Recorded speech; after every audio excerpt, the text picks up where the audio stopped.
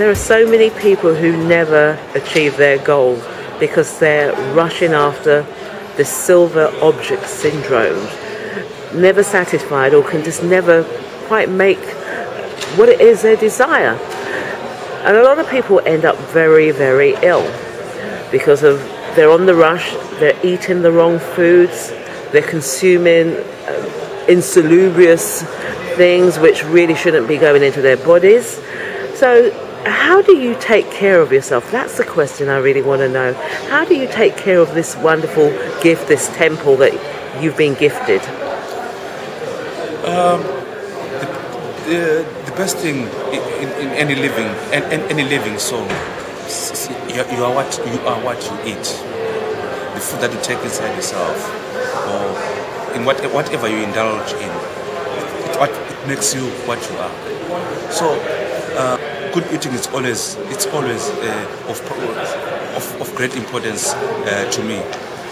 In other words, I prefer to be more of a vegetarian type of person, or of organic. Why?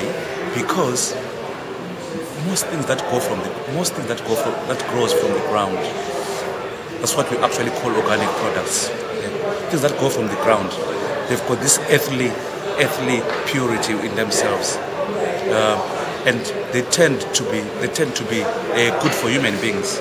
Yesterday, people, they never believed that a vegetarian was, or to being a vegetarian was the healthiest thing in one's life.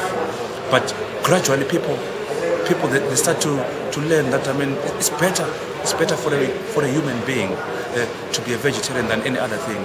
Because let's take like red meat. Red meat is not good for a human being, because if you look at this, at our teeth that were designed to be carnivorous, like a lion. Maybe we've got maybe two, one from each end, one from each end, but the rest are for herbivores. In other words, we were born to indulge more on vegetable products. That's how we're created to become. Although people today they tend to say that I'd rather be a lacto-vegetarian. A lacto-vegetarian is a person who can eat fish, chicken, and what I would call maybe white meat. It helps in a way, but I would prefer my health, my inward health, to be based on a vegetarian diet. It helps me. I also go to a gym, because when I go to a gym, I meet people that are really inspired about their well-being.